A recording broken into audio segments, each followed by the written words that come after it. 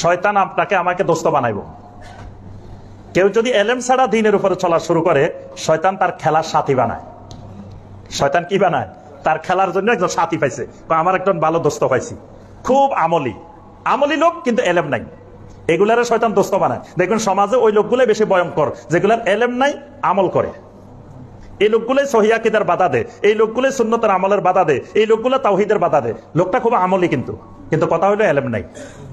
এই মানুষগুলো খুব ভয়ঙ্কর, কারণ এরা শয়তানের বন্ধু হয়ে যায় এবং শয়তান এদেরকে নিয়ে খেলাধুলা করে। এজন্য আজ থেকে শত শত বছর আগে ইমাম ইবনুল জাওজি রাহিমাহুল্লাহ তালবিস ইবলিস কিতাব লিখছেন। তালবিস ইবলিস মানে ইবলিসের খেলাধুলার সাথী, ইবলিসের প্রতারণা। তো সেখানে ওই বইয়ের মধ্যে লিখছে, কোন লোক এলেম ছাড়া কি করছে, কয়দিন তাহাজ্জুদ পড়া শুরু করছে, খুব আমল করা শুরু করছে। শুরু করার পরে সে রং বেরঙের স্বপ্ন দেখে, স্বপ্ন দেখায় শয়তান থাকে, সে মনে করতেছে সে আল্লাহর ওলি হইতেছে। এবার শয়তান তো রাত্রে স্বপ্নে দেখায়, নতুন নতুন স্বপ্ন দেখতেছি, মনে হয় বেলা একটা আস্তে আস্তে উপরে উঠতেছে। কয়দিন পরে কবরস্থানের পাশ দিয়ে যাইতেছে, তখন শয়তান কবরের ভিতরে ঢুকছে, ভাঙ্গা কবরের ভিতরে ঢুকে কবরের ভিতর থেকে বলতে, আসসালামু আলাইকুম আল্লাহর ওলি, কেমন আছেন? সে চারিদিকে তাকায় তাকায় দেখে, কিরে কোনো লোক দেখে না, কে কথা কইলো আমার সাথে? কয়, দেখো আমার বেলায় কোন পর্যায়ে পৌঁছে গেছে, কবরের থেকেও মানুষ আমার সাথে কথা কয়, কবরের থেকেও সালাম দেয়। কয়দিন পরে দেখা গেছে সে এক ময়দানে রাস্তার মাঝখানে হেঁটে যাচ্ছে, আশেপাশে কোনো লোক নাই। শয়তান তাকে পিছন থেকে ডাক দিয়ে বলতেছে, তোমাকে এই এলাকার কুতুব বানাই দিলাম। হে কয়, দেখো বেলায়েত কোন পর্যায়ে পৌঁছে গেছে, এই এলাকার কুতুব হয়ে গেছে, আমার কুতুব চলে এসছে, গায়েবী আওয়াজ চলে এসছে, অথচ এটা শয়তানের আওয়াজ। এই যে লোকটা যদি এলেম থাকতো, তো লোকটা বুঝতো আমি যত আমল করি, কবরস্থানের মরা লোক কোনোদিন আমার সাথে কথা বলতে পারে না।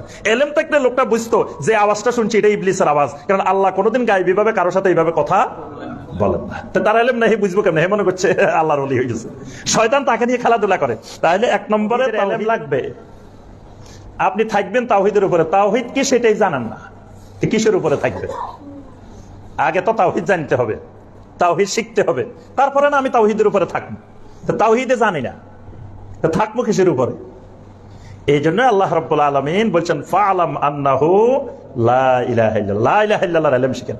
কোনো বয়স নাই, 60 বছর হইলেও লা ইলাহা ইল্লাল্লাহর ক্লাসে ভর্তি হন, 70 বছর হইলেও ভর্তি হন, 80 বছর হইলেও ভর্তি হন, 90 বছর হইলেও ভর্তি হন, এটা শিখা লাগবেই। আর আপনাদেরকে এই তাওহীদ শিখানোর জন্যই এই দারুল হুদা ইসলামিক সেন্টার এই হবিগঞ্জের ময়দানে কায়েম হয়েছে। এটা একমাত্র উদ্দেশ্য তাওহীদের এলেম, তাওহীদের এলেম শিখার মার্কাজ। যেহেতু সমাজে তাওহীদ অনুপস্থিত, তাওহীদ নাই, কেউ তাওহীদের কথা বলেও না, কেউ তাওহীদের দাওয়াতও দেয় না, তাওহীদ বুঝায়ও না, তাওহীদের কোনো আলোচনাই নাই, শিরিকের মধ্যে ডুবে আছে। এর মাঝখানেই এই ইসলামিক সেন্টার তাওহীদের জ্ঞান জানানোর জন্য, শিখানোর জন্য। তাহলে আমি আপনি এখন আর মক্কা মুকাররমায় যাই, মদিনা মুনাওয়ারায় যাই, বা তাওহীদের মার্কাজগুলোতে যাই, এলেম শিখা সম্ভব না। তো কমপক্ষে হবিগঞ্জের এই ইসলামিক সেন্টারের সাথে তাআল্লুক রেখে যতটুকু পারি, এখানে পাঠাগার আছে, তাওহীদের বই আছে, তাওহীদের আলোচনা হয়, এগুলোর সাথে সম্পর্কটা বাড়াই দিই। কারণ এক নম্বরে আমাকে তাওহীদের উপরে থাকতে হলে আমার তাওহীদের এলেম লাগবে। এলেম ছাড়া আপনি তাওহীদের উপরে থাকতে পারবেন না। এলেম ছাড়া থাকলে শয়তান আপনাকে আমাকে দোস্ত বানাইব। কেউ যদি এলেম ছাড়া দ্বীনের উপরে চলা শুরু করে, শয়তান তার খেলার সাথী বানায়।